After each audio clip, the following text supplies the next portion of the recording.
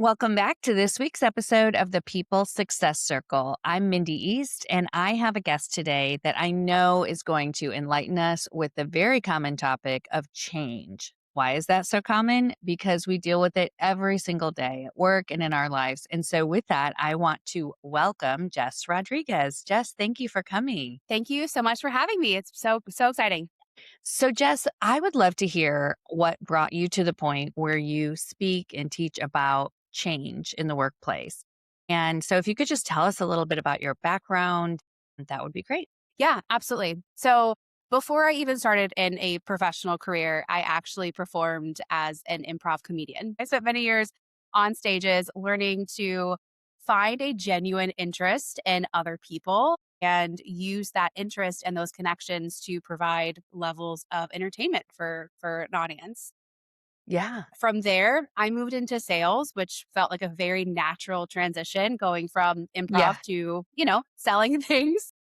Yeah. I And can see that. yeah, and from sales, I moved into training and leadership. And the one constant in every area of my life, whether it was on a stage, leading a team, trying to sell to, a customer, was that change is coming and change Yes. happens. Yes. And Yes. It it's sure does. really Right. yeah, and it's really uncontrollable in what Hmm. we experience in these different areas of our life. And I watched and experienced how different companies and different organizations actually led their teams through change. Hmm. And the biggest piece that I always believed was missing was what I learned in improv was that connection and that curiosity and really Hmm. putting people at the heart of any sort of change initiative before we get into strategy and details and logistics. So Yeah.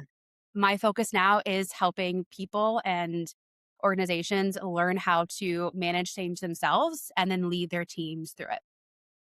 That sounds like such a great approach, and I'm excited to dive in more. Why do you think people are resistant to change inherently? And what can leaders do to really just get them to even start thinking positively about a change? Yeah, I unfortunately there is this narrative that people or I as an individual am inherently bad at change, right? Mm, You hear all the mhm, time leaders will say, "Oh, that Jessica, she is not good at change, she's defiant, mm. she's Yeah. resistant." I've heard some of And that in the workplace too, for sure. I mean, haven't we all?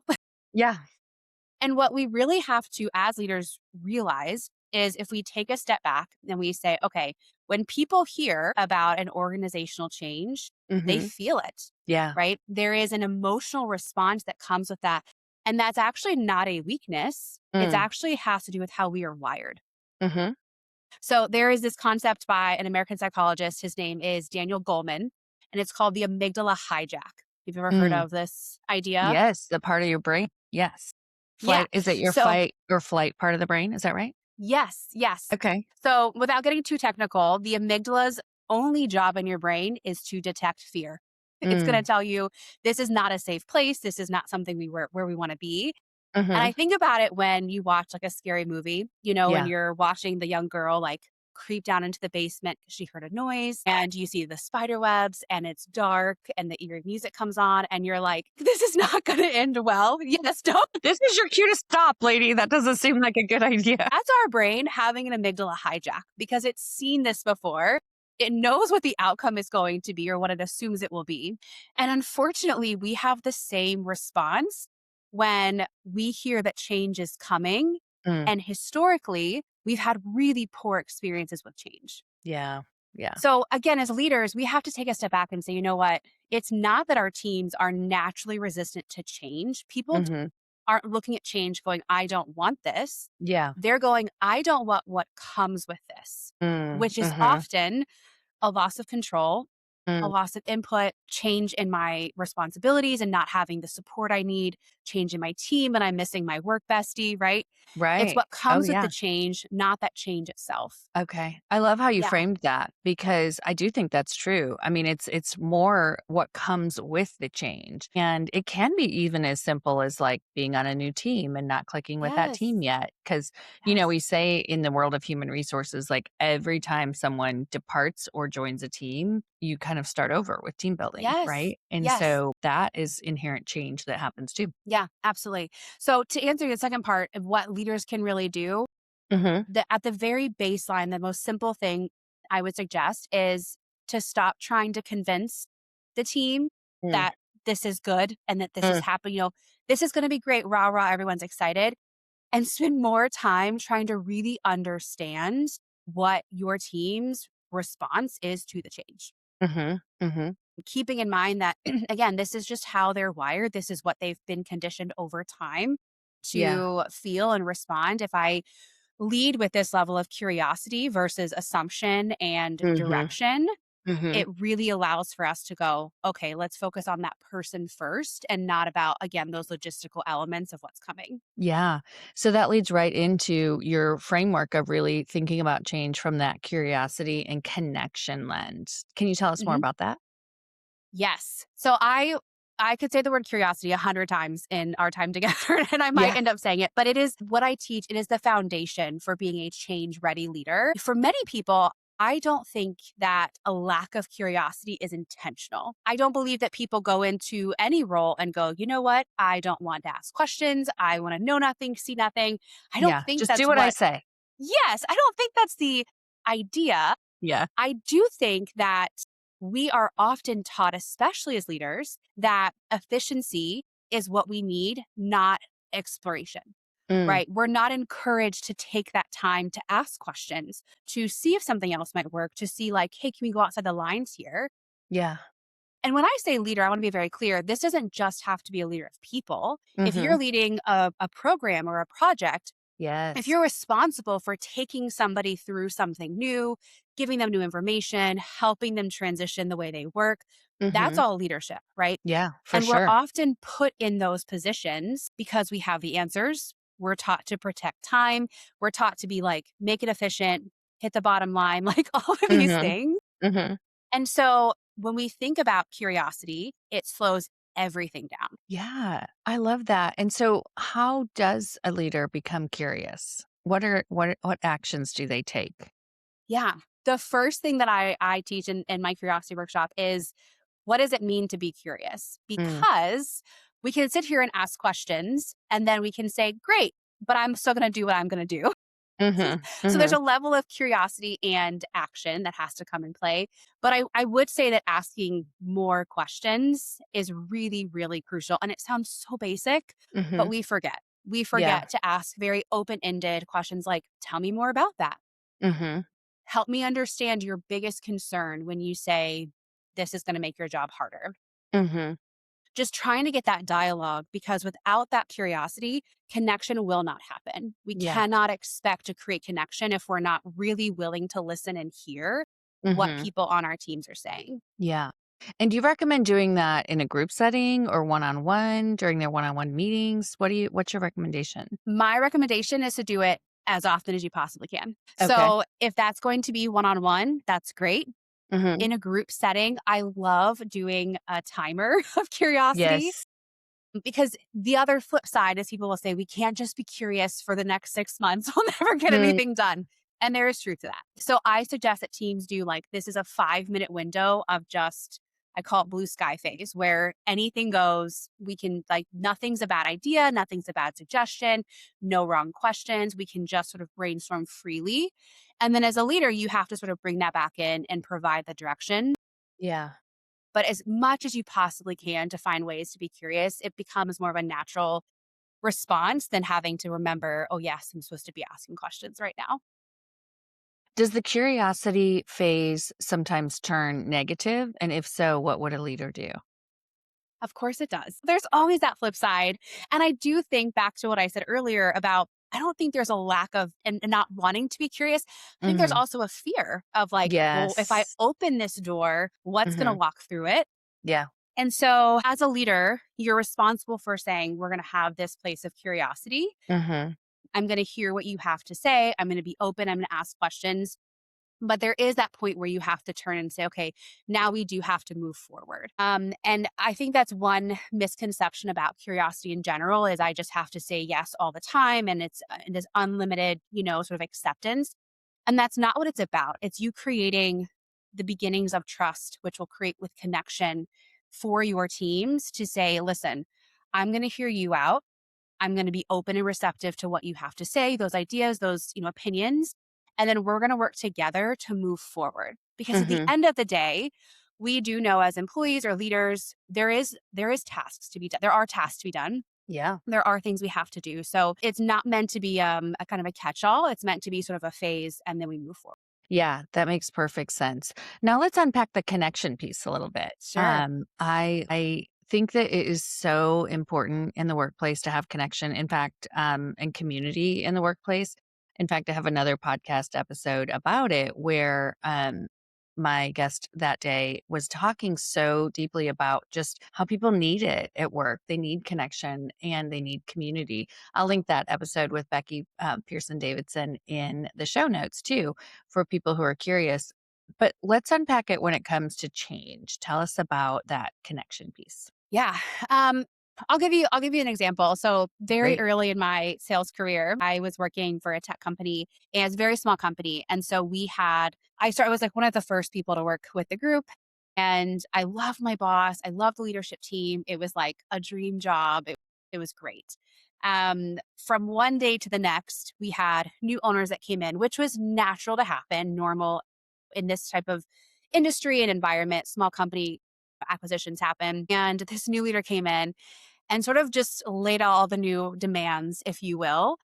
And I remember being like, but I don't know, I, as an individual, am very detail and task oriented. So I was like, yes, of course, I'll do what's being asked. But internally, I was screaming at the girl in the basement because I'm like, this is not a good idea, Yeah. right? We've been here before. And that lack of connection that I had with this person and this Hmm. new owner really impacted the way that I approach the work. So, did I comply? Yes, I wanted to keep my job and pay my bills. Was I bought in? Absolutely not. Hmm. So, when we think about connection, it is very, very fundamental if we want to be able to have teams that are not just compliant to what's Hmm. being asked, but are actually bought in to what's being Yeah. asked. Because at the end of the day, right, we can have the best strategies, we can have the best playbooks and outlines and org charts, but strategy is not what will drive the effectiveness of the change. It is the people that drive the Yeah. effectiveness of that change. So if we skip out on the connection part and expect just total buy-in, it's not going to happen. No, no, it's not. As an HR leader, I can tell you those are just two great principles that you're introducing because, being a good listener as a leader and then just taking that time to connect with your team will take time in the beginning and it will pay off so Yeah. much in the end, Yeah. especially through change like you're talking about. Yes. Well, and Yes. there's so many changes. I read a study recently that said on average, the American employee experiences 10 planned changes per year. And that's just what's been planned. So that doesn't include, to your Oh point my goodness. earlier, a Yeah. new team member comes in or a team member departs, right? That's just what we have planned for our year is 10 things are changing. Yeah. And so it moves so darn quickly. And if you don't spend the time as a leader to build that connection and build those just foundational pieces, you're leading a team like into the dark, right? Into the Mhm. desert and Yeah. saying, but just you're supposed to comply. So we're all going to comply and things will just fall apart. And it's not what anybody wants to have happen, but Yeah. it will happen. Yeah, and, it is completely true, and it's honestly an old school way of leadership, like, just do it Yes. because I said so, right? And Yes. and when I say old, I mean really old, like, we don't lead like that, and we haven't for decades, really, Yes. and so we need to, kind of move past that style of leadership into Yes. what's the right way to lead these Yes. people and really treat them as people.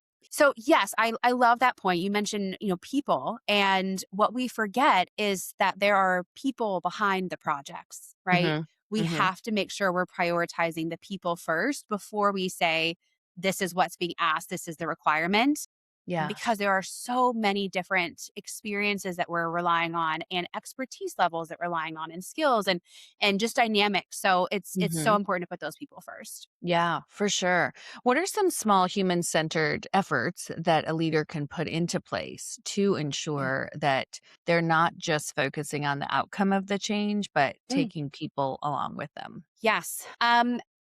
This might ruffle some feathers, but the one thing that I hear often is companies will come in or leaders will come in and say, we have this whole plan Mhm. and here's what we're going to do.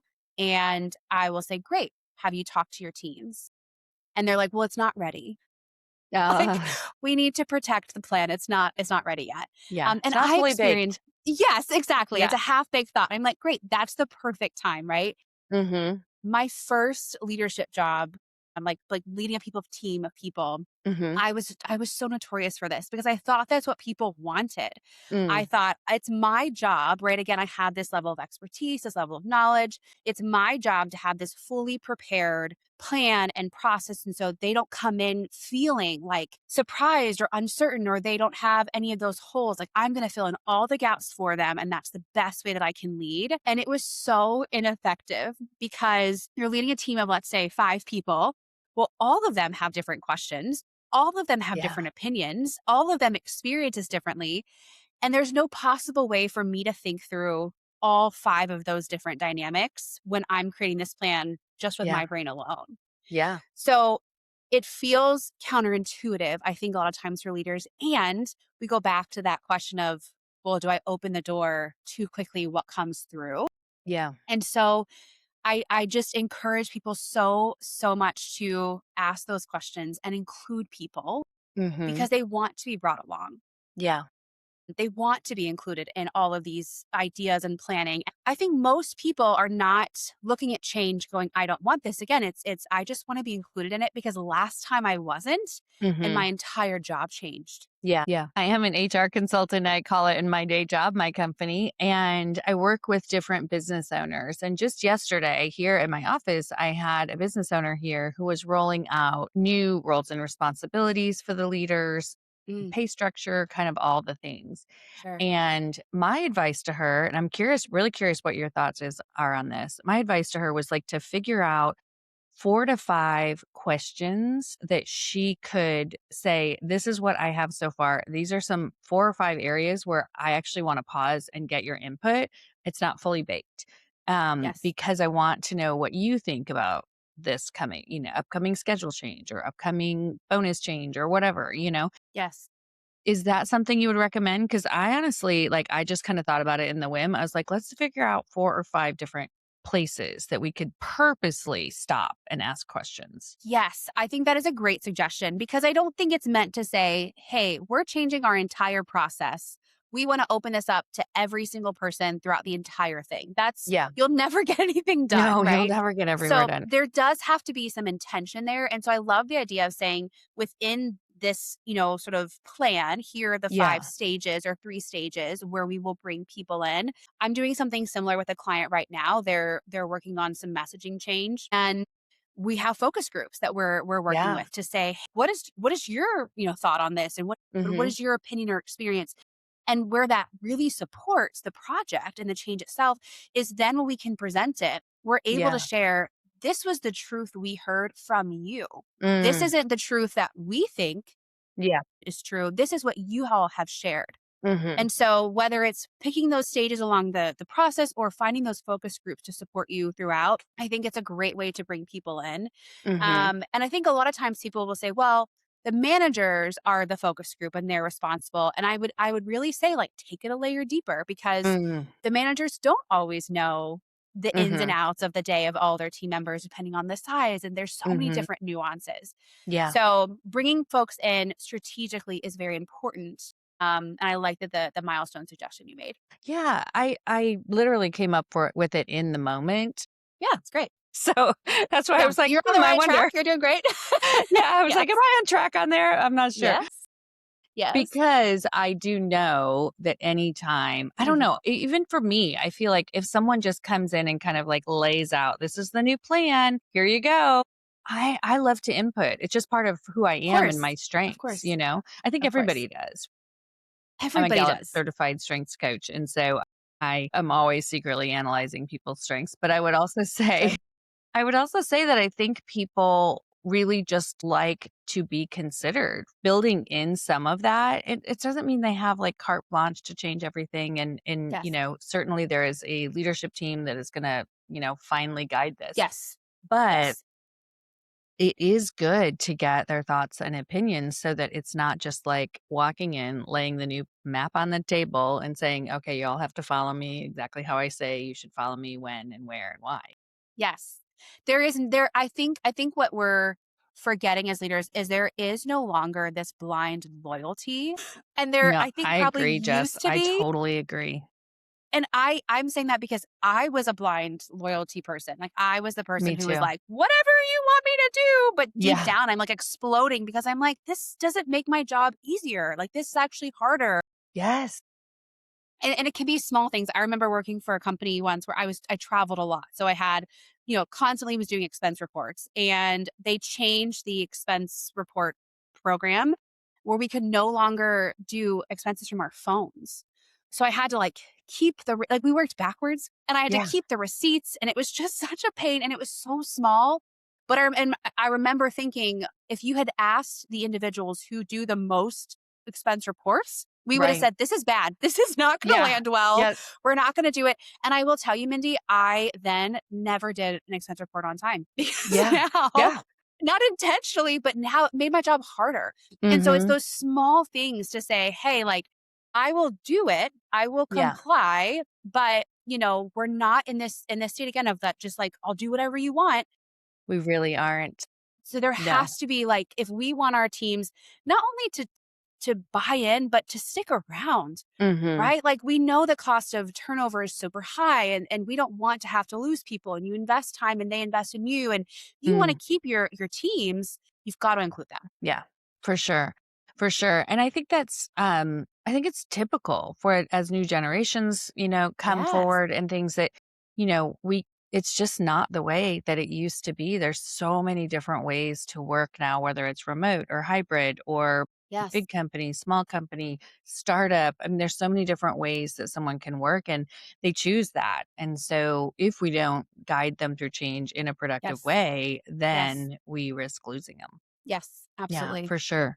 For sure. So, how do you help teams move from reacting emotionally to change to taking ownership and building that momentum? Yeah, that's a great question. The first thing we have to remember is that you can't bypass those feelings, Mm, those natural responses. And yeah. I know there are leaders out there that are like, we don't have time for fuzzy feelings. Well, you're going to have to make time because Mhm, it is mhm. the world we're in, right? You have to be able to recognize this is someone's experience, this is how they respond to it. And then you have to know as a leader how to move them through that. Yeah. The kicker, though, is most leaders do not necessarily know if they themselves are equipped to Mhm. lead teams through change. So Okay. there's a lot of expectations out there of, hey, like, I'm going to give you the information. Even if you as an individual, Mindy, are a great leader in acknowledging the emotions and asking the right questions, Mhm. can you yourself actually manage that change and model it? Mm, Because if you can't model it, how can you yeah. expect the 5 people on your team to do that? So, do you in your business help train leaders on how to lead change? Is that something that you do? Yeah. It's whenever a client comes to me, it's the first thing we talk about is I'll say, Mm. "Okay, how would you kind of rate your team's ability to manage change themselves? Mhm. Because you've got this big change coming and you don't even know how equipped they are." Because I think we don't train our leaders on these things, No. right? We may train them on like conversations or HR things or the technical aspects, but we don't stop and say, are they equipped to Yeah. manage through change? So there are 4 attributes that I talk about to say I am a change ready leader. Mhm. That first one is curiosity, no brainer. We have to know how to Yeah. be curious. The second one is empathy. So you think about it as I'm really curious, I'm asking questions, somebody's honest with us. Do we have the ability to respond in an empathetic way and acknowledge and recognize this is their reality? The third one is collaboration. So we've been curious, we're empathetic.